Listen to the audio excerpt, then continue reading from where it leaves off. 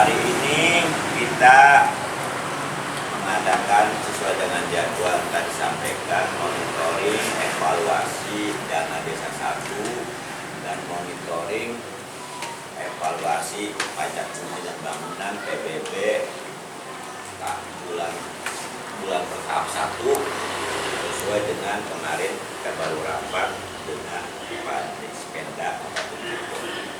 Jadi agendanya malam hari ini buat monep dana desa dengan monep evaluasi pajak bumi dan bangunan.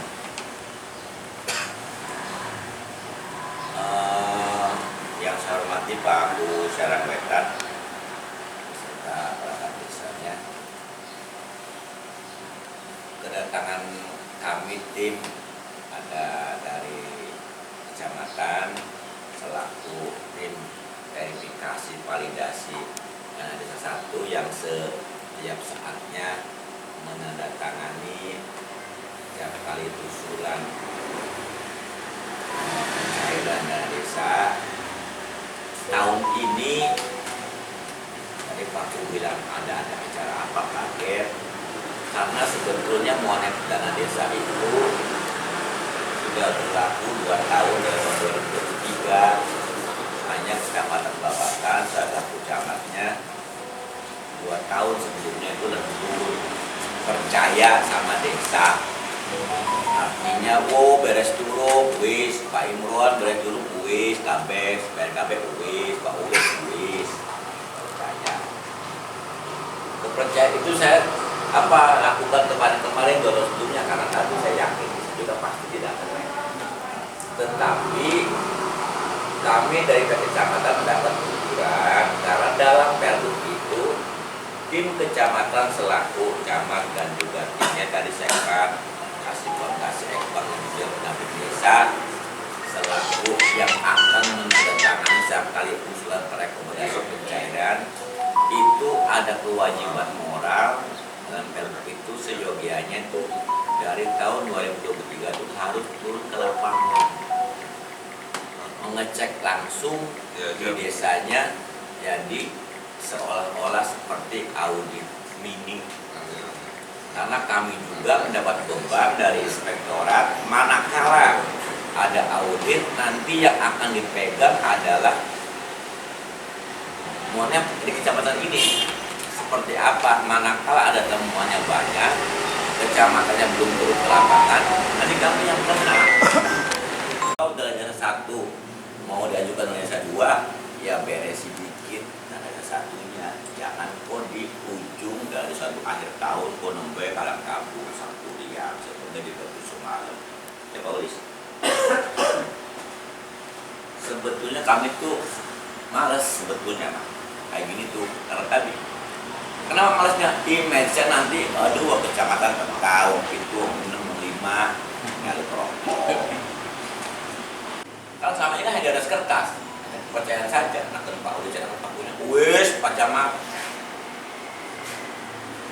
Karena sejak tahun 2024 sistem keuangan lebih diperketat. Kemarin ada bimtek masalah kontrak ya. Kontrak siapa ini? Ya Pak Imron. Itu sekarang ngeling. Contoh, dana desa Serang Kulon tahap 1 misalnya 500 juta. Itu dipajak itu sudah jelas. Apa aja poin-poinnya. Jadi manakala kita di sistem itu mengentrinya padu baik ketahuan. Terus bayar kan kita laporannya udah selesai ketahuan sekarang. Karena Pak Watim hadir itu sebagai auditor dalam versi orang kecamatan. Itu segala kurang ini kita. Jadi nanti hari ini masalah itu dengan Pak Wakil nanti yang dipanggil menghadap langsung ditakoni APBD-nya seperti apa, SPT seperti apa menghadapi Pak Wakil. Ini ini pengen serius kayak audit dulu mempelajari kepada kita biar biasa seperti administrasi tata usahanya ambil Pak Bune ujungnya tidak nyaman. Beres kabeh tamron, beres Pak. Beresnya paling bener. Laporannya sistemnya dan ngelimnya Yes, yes. Pajaknya dulu tanggung digelar, pajak uis, pajaknya jajar kayak gue. Secara peta, alhamdulillah juara satu kemarin evaluasi. Salah satunya sendiri. Kita sampaikan ya. Celakanya kemarin itu DPMPD menyampaikan bahwa salah satu indikator persyaratan pengajuan dana desa adalah PBB-nya harus sesuai dengan persentase dari Kabupaten Cirebon. Nah, Serang Wetan 8%, target 75 juta, Nembe Manjik 6 juta, masih 60 sama. Ya sih menurut dia Pak. Tapi masalah 0% bisa angki ya. Buang betul. Artinya begini, jadi jangan sampai para lugu-lugunya, lah mana urusan kita, urusannya ulis, nggak bisa seperti itu. Hanya Pak, lugu-lugunya sebagai kolektornya ya tadi ditingkatkan. Kalau memang belum mencari di WP-nya, kalau sudah, ya kenapa kepaku? Dan begitu aksarnya tuh. Artinya tadi jangan sampai nanti Ramadan kenapa ditunda? Persyaratan. Pengen bohongin pribadi. Manakala sistemnya itu ada plenong, abang, bisa apa camat kita akan ngomong apa? Ngebantunya pribadi di musim kita pasang badan tersebut. Karena ini nggak berlaku fisik secara tuh. Jadi tolong ini kepada perangkat desa, maksudnya saya menghimbau buat diri saya pribadi, ibarat atau ya mengajak diri pribadi saya kepada jamaah Jumat, dalam besar mengajak pada perangkat desa dan diri saya pribadi untuk tadi tangi berubah sikap, berubah karakter yang tadinya menunggu padu berbagai bahasa anak-anak di desa sudah nggak bisa seperti itulah. Dari kontennya Pak Gubernur yang demikian hebatnya mengupdate semua masalah ketidakberdayaan masyarakat kecil, itu ibaratnya semua anggaran dari mulai desa, kecamatan, kabupaten itu dibuka habis sekarang, bisa diakses sama siapapun biar terang benderang, jangan sampai ada yang bermain anggaran. Pengen ngomong apa?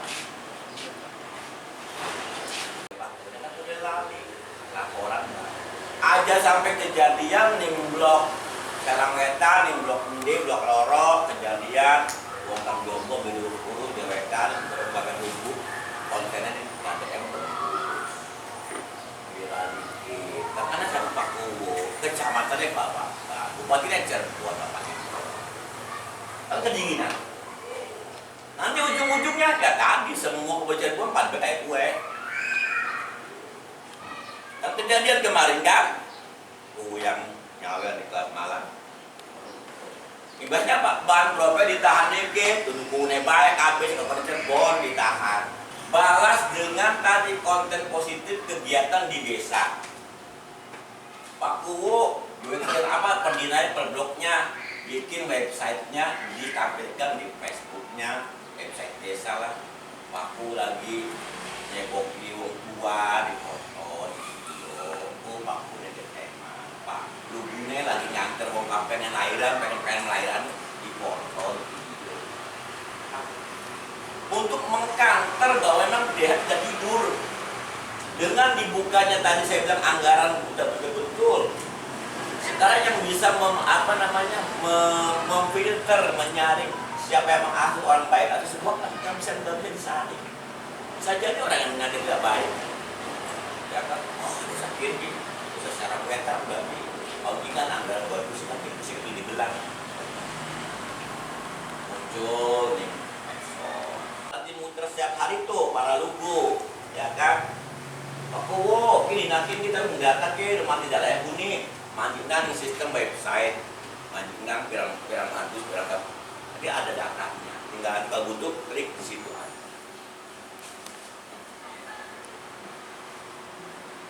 Jadi yang tadi maksudnya dengan kita terlena keadaan menunggu bola, ada yang baik, wis di zaman mani, sekian hayo bareng-bareng jangan sampai kita kena apes. Jujur tidak ada desa pun yang bersih seperti Cirebon. Permasalahannya mana yang kondusif atau tidak. Saya macam-macam yang tiap hari ada ngantar orang ke yang lagi sakit pakai video kan dari dusun ini, ya nggak usah ada biaya, nggak ada kemauan saja, ya kan? Jadi ya emang seperti itu. Terus pabrik dan batis kan menggawannya aneh kalau luar. Betul susah. Karena sekarang sistemnya cashless. Setiap penganggaran ada proyek pun sekarang OHK-nya tuh honor tukangnya tuh nggak pakai bayar langsung, pakai transfer. Lantar nanggung terus kayak gitu. Yang apa? Niat kita yang benar. Dilarangnya Pak Herman nganterung gering ya. Kesuwun Pak Herman kini pai bolu. Pak Ulis menggai benar urusin desa baik anaknya bisa menghasilkan transfer. Rezeki gitu kan. Hanya pola pikir saja dirubah kan gitu. Kenapa? Karena sampean yang dari perangkat desa gajinya cuma cicil masih ada pada SIM kere, pejabatnya gak mobil, gak motor anyar. Kenapa? Itu adalah bagian dari tamparan bagi kita. Betul. Tinggal kita seperti apa namanya fenomena sekarang, paradigmanya sekarang memang lagi seperti itu. Dari mulai perang Lombok, masalah korupsi, masalah kebersihan, masalah penganggaran, kekayaan yang lagi. Kita kan asal masuk kayak ya bahaya. Jangan sampai kena kejadian kampusnya. Lagi banyak mana? Kalau namanya sudah masuk ke viral, itu pasti langsung yang rugi. LHKPN-nya viral, kekayaannya viral, kayak wong kie, pejabat kie. Repot. Kita seolah kan apa namanya dilangkahi langsung, bahkan diingatkan. Kita masih belum tahu orang itu seperti apa, tiba-tiba di-upload. Terus tekan dulu unek mah langkah lebih paham aman. Ya. Padahal itu kejadiannya kan cuma settingan. Tapi kan ada namanya di konten, ya pasti kan itu dibenarkan. Makanya gitu sih. Itulah kejamnya konten medsos. Makanya dibalas jangan tadi dengan balas lagi. Ada yang pakuan turun baik, paku bude, paku picak, terus apa? Nggak akan selesai. Saya arahkan dulu seperti itu untuk nanti kembali kepada tadi pembicaraan analisa. Tujuannya kita untuk mengingatkan. Kita ada satu PNPN selesai, terus beres dulu. Rata usahanya SPC ini. Kalau sudah terlatih seperti itu kan enak.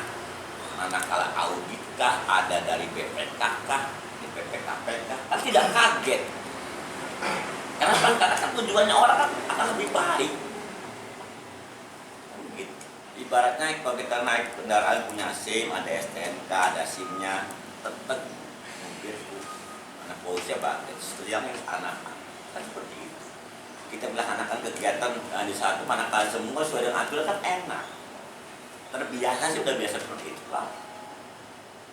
Yang penting kita ada niatan untuk bisa berubah jadi lebih baik. Tuh jadi alasan saya kesini dengan tim, dengan Pak Watim, Pak Tidak, dan pendamping, bukan mengada-ada jalur protokol atau tujuan tangan beli. Ya, tujuan tadi untuk sama-sama membina dan membimbing sesuai dengan yang ada kabupaten. Karena zaman sekarang resiko tidak seperti makan sambal.